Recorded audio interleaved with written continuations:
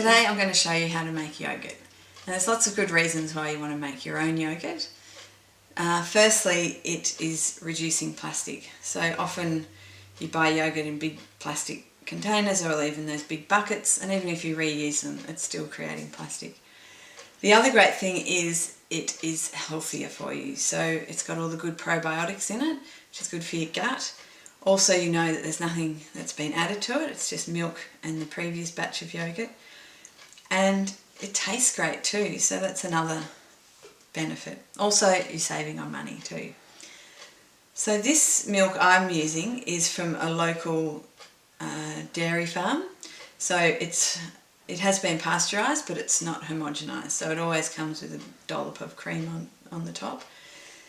You can use raw milk if you have access to it, so that's got even more of those natural bacteria still alive in there. So that's the milk, and then in here I have a few tablespoons of the previous batch of yogurt. So that is where you get your probiotics that you need for the yogurt to coagulate. Now the best way to get this is if you have someone who's making their own yogurt, you can get it. You can get cultures online, dried cultures, and order them, or you just go to the shop and buy a really good quality yogurt that has lots of good probiotics in them. A thermometer, and then you need a container to put it in. Now I'm using this yogurt container with this, both of which are plastic, which I wouldn't recommend going out and buying new, but I got given this. And also if you go to op shops, you can always find them, because people go through stages.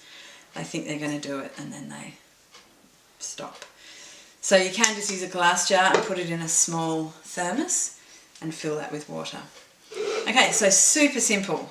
So you need to have enough milk to fill this. So I've already measured that. That's a litre of milk.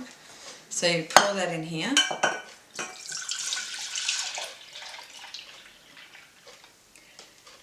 And then you heat that on the stove until it reaches 93 degrees.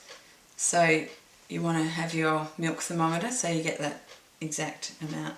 Basically it's just before it's on a rolling boil. So that's to kill any of the bad bacteria that are in so the milk's coming up now. If you look here, it's 90, 91, and you can see it's just about to boil. It's just starting to get that life underneath it. Oh, okay, 93. So now we put the milk at 93 degrees into a cool bath. So now that will sit there. That's cold water in there, and I'll sit there until that gets down to around 35 degrees, and then we can add the yogurt culture. It's come down to a temperature of 37, 38 degrees. So now it's ready to mix in starter culture. So remember, you can just use a pre-made yogurt for that.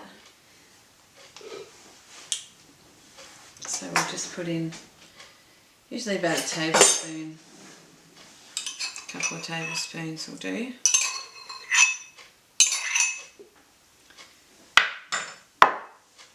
And I mix it in with this just to make sure it mixes right around properly.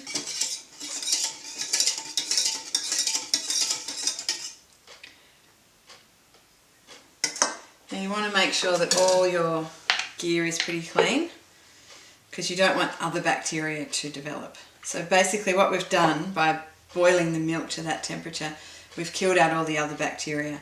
Then we've just added in the good bacteria from the yogurt, and then we're going to let that flourish.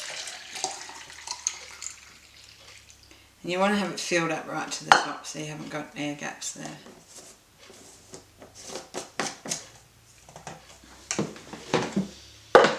So put it in here, but remember you can use any container that you like, and use a small esky with water. Now this is kettle water that's been cooled, so you want it to be at about 40 degrees, your yogurt. So I usually check on it throughout the time. So I'll put it in now, and then I will check the temperature again tonight before I go to bed, then in the morning. And the longer you leave it, the stronger the taste is that develops. So I love that strong flavoured yogurt. So I tend to try and have it at a cooler temperature and leave it for 24 hours. And the taste is really delicious. So it's been 18 hours that it's been sitting here on the bench. I have just added a bit more hot water a couple of times just before I went to bed. And I just did a little bit this morning when I first got up a few hours ago. So what we want it to be is firm, so it's actually coagulated. It's not going to be completely firm because it will set more in the fridge. So we'll just test it. Yeah, that's looking good. You can see that it's just a bit firm there. And taste it. Homemade yogurt just has a taste that shop bought yogurt doesn't have. It's a bit tart and yeah, it's really delicious. So really easy to make your own yogurt. Enjoy.